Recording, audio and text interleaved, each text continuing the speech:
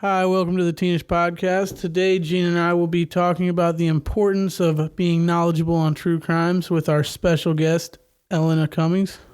Yeah, today we have my friend from school, Eleana Cummings, and she was the first person to really ask, like, oh, can I be a guest on your podcast? And I was like, yeah.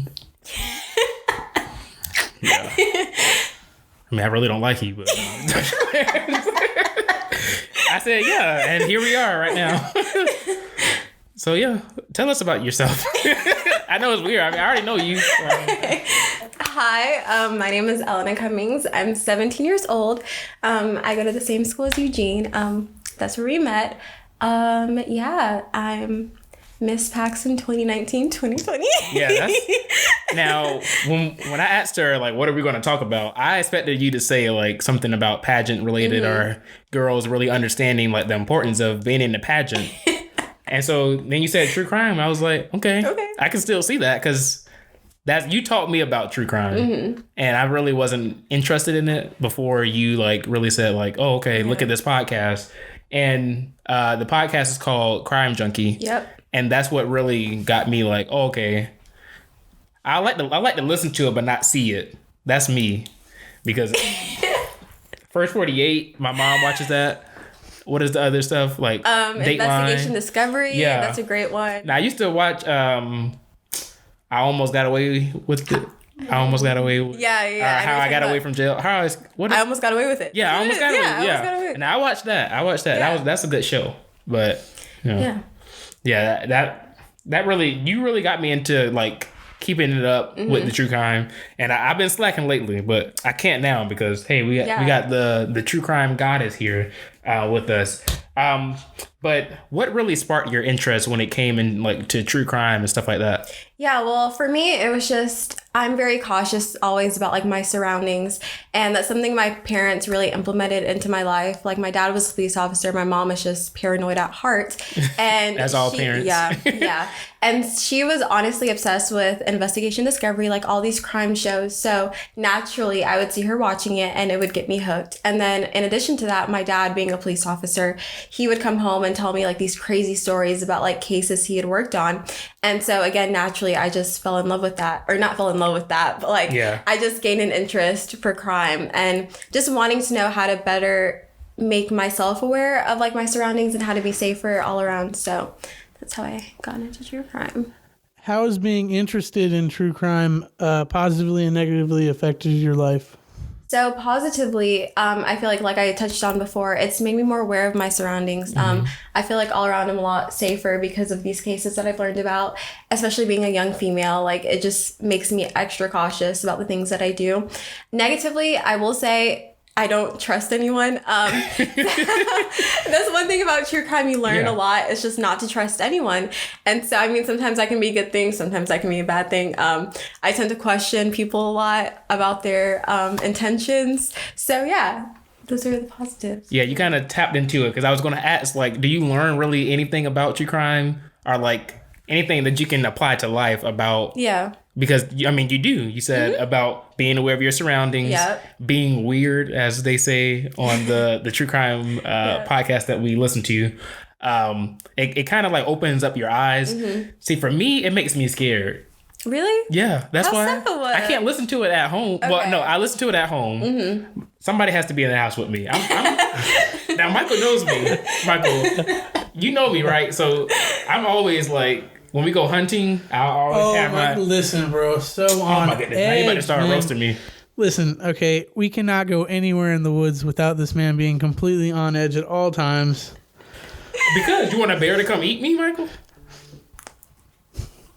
Okay, let's just leave it. And then they want to go hiking at nighttime, and then so I can't see where I'm going, so of course I got to have something with me.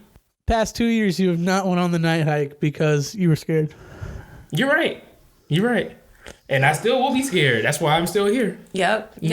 See, Fear keeps you alive. It surely does. You know what? And I don't park near any of it. Saying fear keeps you alive. Fear keeps you alive. That should be our 2020. No, how does the quote? Okay. Just keep that to yourself. Don't tell nobody about that. Yeah. Well, hopefully somebody will keep that. Yeah. I'm not gonna keep it. I'm gonna get it copyrighted so I can make money off of it. You do that. So when it's 2024, you still trying to get this copyrighted? No, is it trademarked? Yeah, it's trademarked with a slogan. Then we're gonna trademark, not copyrighted.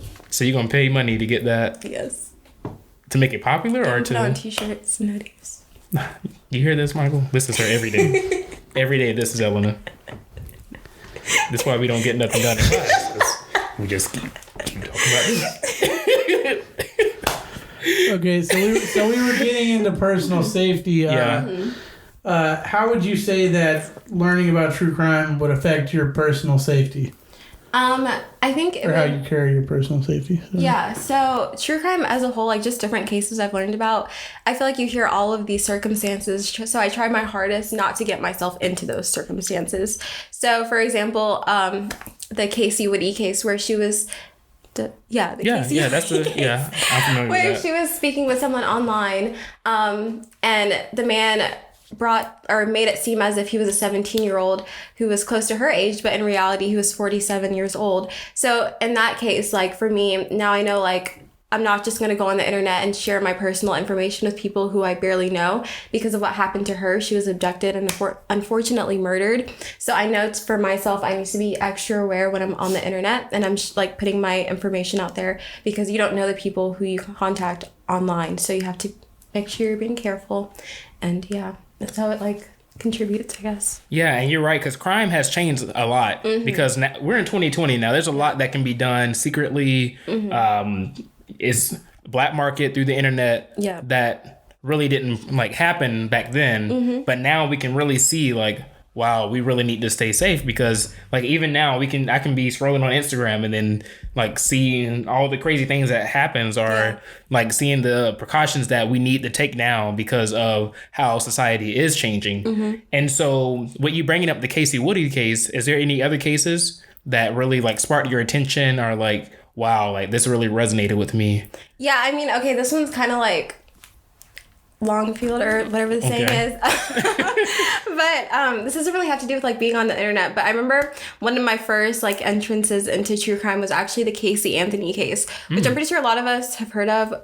The lady who allegedly killed her daughter, she was never convicted, but she was charged of it. And that happened right here in Florida.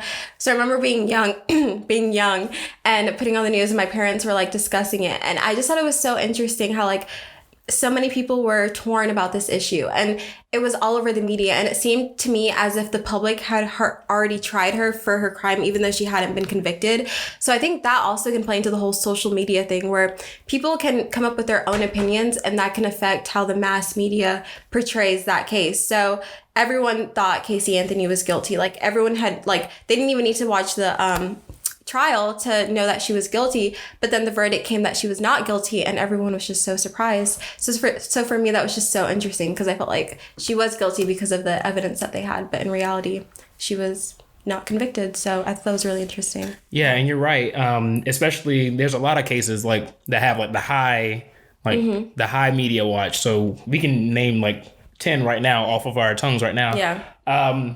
But like as a female, are there like any precautions that you really have to like that you seem like that you have to take that are different to like Michael and I just for personal safety, especially the society that we live in now? Definitely. Unfortunately, I'm pretty sure a lot of other of my peers or female peers can relate to this.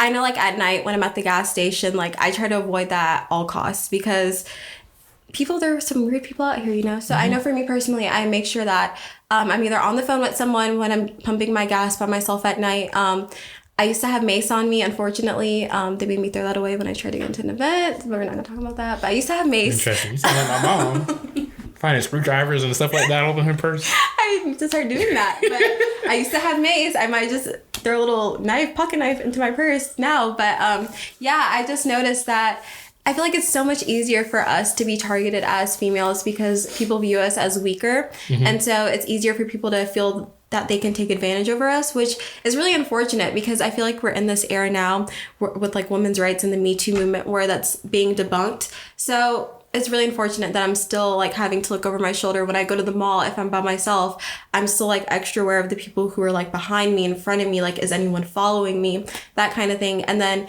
what I'm wearing, I take that into consideration when I leave the house, because I'm like, okay, I shouldn't have to, but it's just a reality. Like if I wear this, what kind of attention am I going to get from people, and is that going to affect the way like my day goes, you know what I mean? So, and I really shouldn't, like what a woman wears shouldn't affect how someone like portrays her, like the attention that she gets, but it does, and that's just the reality of it. So yeah, unfortunately there are a lot that I take into account, you know. Yeah, you're right, because like Micheal and I, of course for Micheal and I, we really don't have to, there's different things that we have to notice. I mean, of course, when Micheal, like when you're out with your mom, when I'm out with my mom, we're looking at different things. So we're trying to protect, of course, we're trying to protect our mom. And it's just the way that our society is. And of course, it's not that, I mean, of course we have to live in it, but it's not, we don't have to acclimate to it or. Oh my gosh. Can I tell a quick story? Yeah, go ahead, Eleana. Okay, so this is probably like the scariest, I'm not sure if I told you this, but this is like one of the scariest experiences of my life. So I went to a pageant recently, I think it was like in May, and it was Miss Delta Teen, and it was downtown. And if you live in Jacksonville or like any big city and there's an event, you know, parking is really hard to find. So I had to find like, people tend to rent out like small little lots and they charge you to park there. Yeah, the booth ghetto park. Yeah. But I didn't have time. I was late. So I had to like, you know, do that. So I parked there.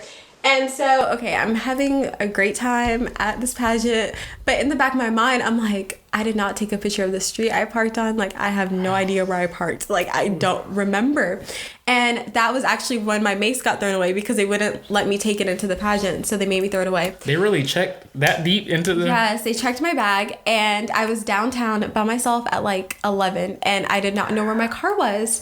Like, I could not find it. I was wearing heels. I was in a short dress. It was a Saturday night. So the clubs, unfortunately, in that area were very lively. I was 17, and so I called my good friend, shout out to you, Koki, and I was on the phone with him, and I was like, I don't know where my car is, like, I'm freaking out. I'm walking up all these blocks, cannot find my car. And then these men started following me, and I was like, oh my gosh, like, I'm freaking out. This drunk man, like, was really, like, just interrogating me, like, trying to force me to, like, take a sip of his alcohol, and, like, I was just, like, flipping out, like, yeah. Wow. It was very eventful. Good thing I have a dad who I can call at any time and be like, hey man, like I got myself in a situation, like can you help me out? So he was there within like 15 minutes, and then we drove around for 30 minutes, still could not find my car. An hour later, found my car, all was good. But yeah, just situations like that like just freak me out, because I'm by myself downtown, no protection, like just me walking around trying to look for my car, and it was very scary, but good thing I'm alive. Wow. My mom kind of has something similar to that. So one thing she's always told me, if somebody's following you, don't pull into your parking, your house. You ever been told that, Micheal? Really? No. You never been told that? Okay. So one day, I wasn't in the car. I was already home. So apparently, she was pulling into the neighborhood, and she noticed that a car was like driving up like close on her. So she did what I would have did. I went around the neighborhood, turn out, and then go out the neighborhood, and then act like you're going somewhere else. So she did that. She went around the neighborhood a couple times and then rode out. And then the man sped in front of her and like cut her off. So now they're both on the side of the road. And she said that she rolled her window down. Now I'm surprised she told me she rolled her window down, because something she wouldn't do. She would have like tried to hit him with the car. That's what I would have did. But I'm discernment, something, I don't know.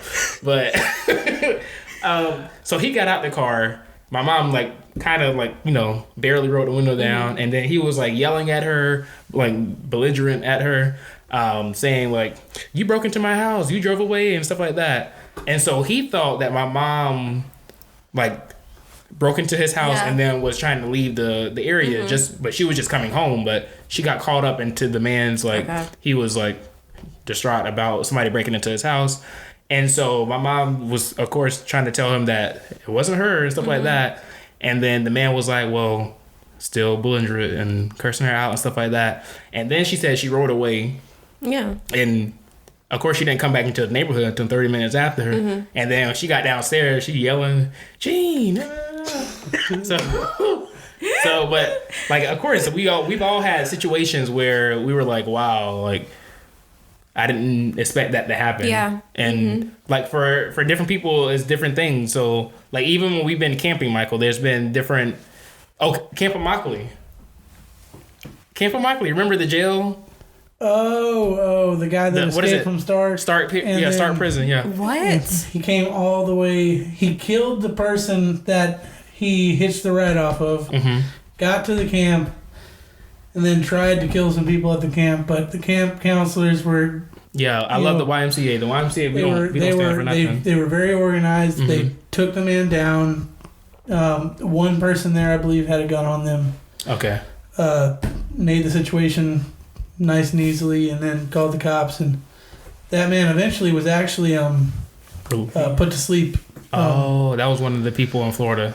Mm-hmm. Okay, I think it was one of the 6 people. I think he had actually killed his whole family, and that's why he was in Stark, and he was awaiting death row, and then that just sped him up. Okay. Yeah, this was when Michael and I were like, what grade did we go to Camp Immokalee? Oh, gosh. It's a YMCA camp. I know I was 13 and you were 12. Okay, so yeah. So that must have been 2014. 2014.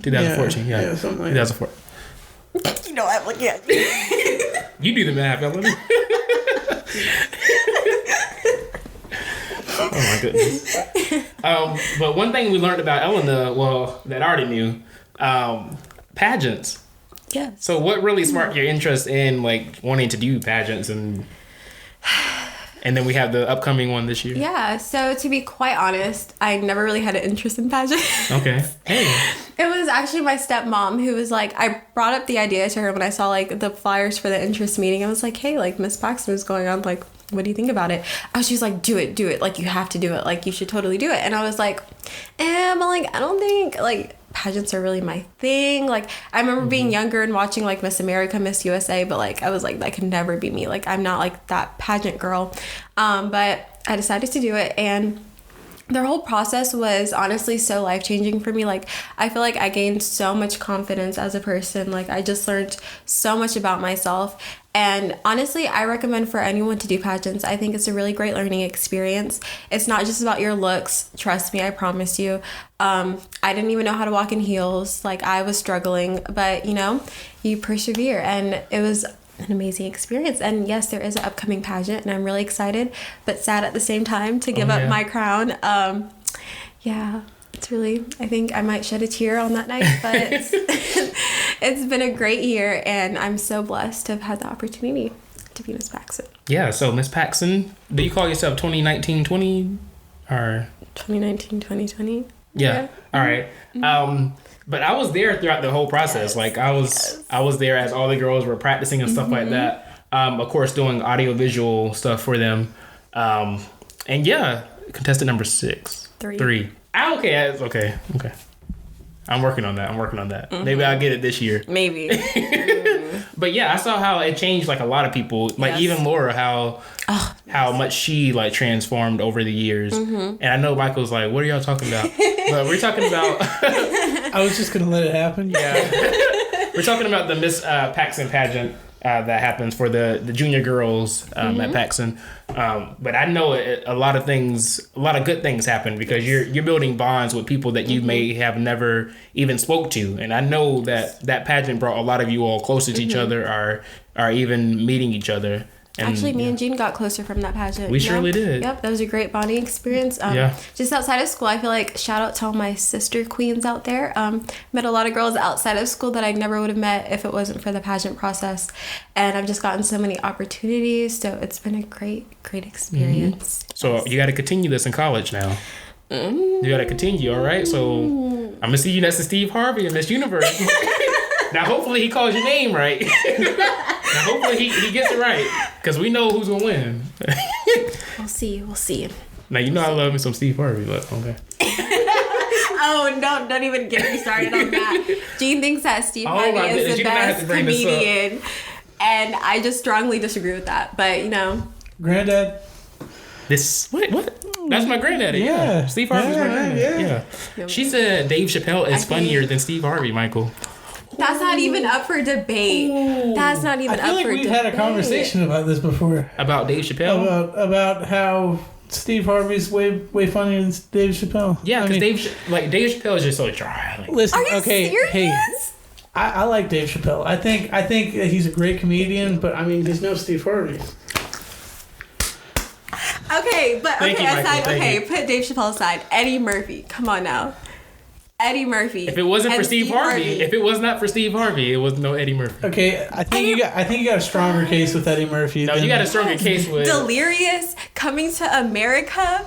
I didn't watch those, so I didn't see those. Okay, then you can't argue. America? Then you can't argue if you've never seen Delirious. I've watched Coming to America with you. We watched it in class. In elementary school, man. In elementary school? Yeah, man. Oh, okay. Yeah. Probably Miss Scott or something. It was Miss Scott. Yeah. Yeah, we used to be watching. She just put something on. Boys in the Hood? I'm just kidding. Might as well. But Steve Harvey. No. My list is like Steve Harvey, Bernie Mac, Kevin Hart. Kevin Hart is like number 5. You said something about Steve Harvey. All right, you said he's Dave Chappelle's. Yeah, I think Dave Chappelle, I like his rawness. I like how he doesn't. That is definitely who Steve Harvey is. No, Steve Harvey. I feel like over the years he's cleaned himself up. Like now, I feel like he holds back a lot with his jokes, and I'm just not a fan first of all, because Steve Harvey, we can't even count the shows that he has. He can't be doing that on Family Feud, and he stopped stand up because he has this. He had all his other shows. The Steve Harvey Morning Show. Do you listen to that? No. You need to. Because I'm going to send you a podcast to listen to. I'm 17 years old. I feel like my parents listen to that radio. No, your parents listen to... Tom Joyner? Yeah, but he retired. He did? Yeah, he just retired. So now Ricky Smiley is taking over his stations. I didn't know that. Yeah, Ricky Smiley just came to Jacksonville Thursday. I couldn't get the connection, though. I didn't tell nobody that, but I couldn't listen to it. Yeah. Hey. But anything else you want to add, Michael? All right, Eleanor. About what? About like just anything? Anything, hey.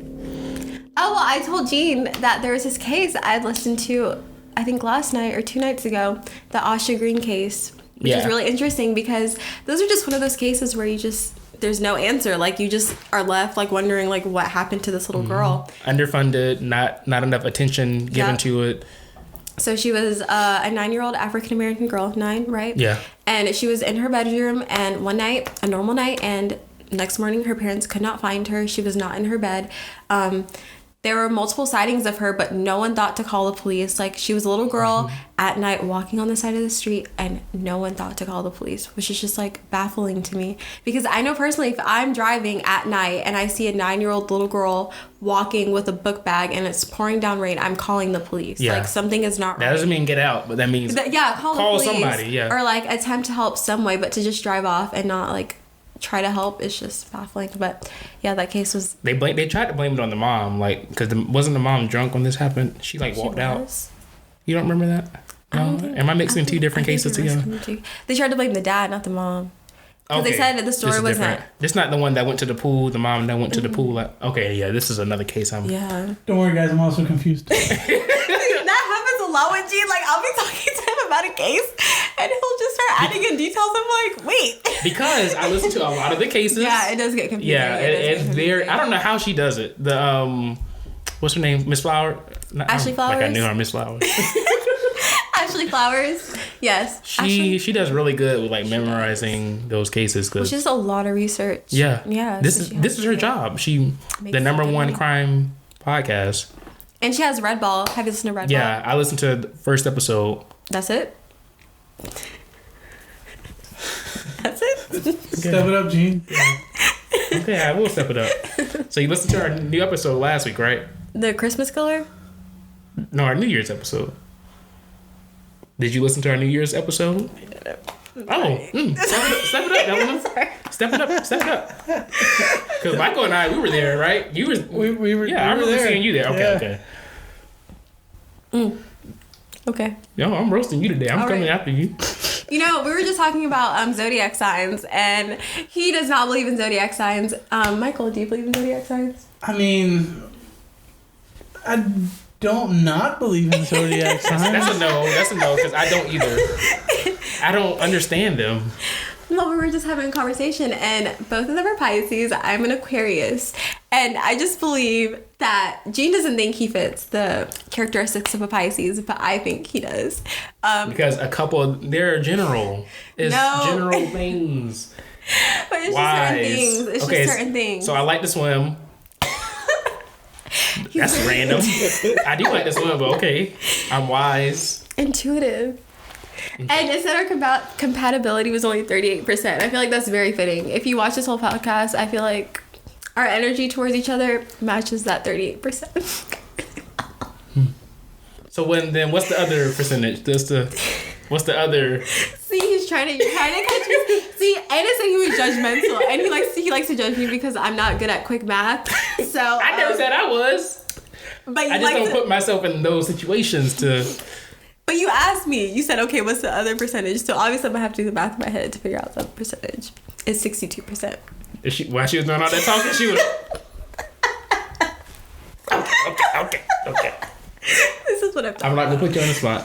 Thank you. I appreciate that. Okay.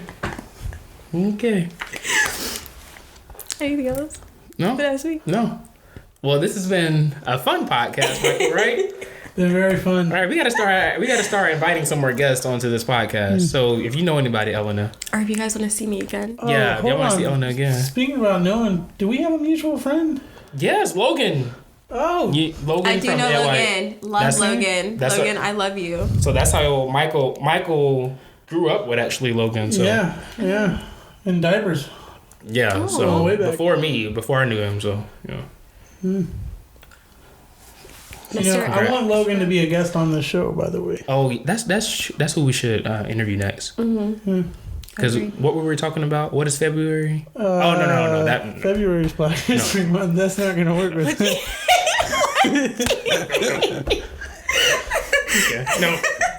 Maybe I'm hungry. That's what it is. Right? Never mind.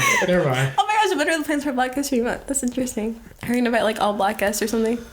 I don't know what we're gonna do. I don't know. We are going to do something for Black History Month. Yes, but please email us at the host. That is THEHOSTS at theteenishpodcast.com to contact us. Or we have our Instagram at Teenish Podcast and then our Facebook Teenish to contact Michael and I so you can possibly be a guest on our show. We would love to have you.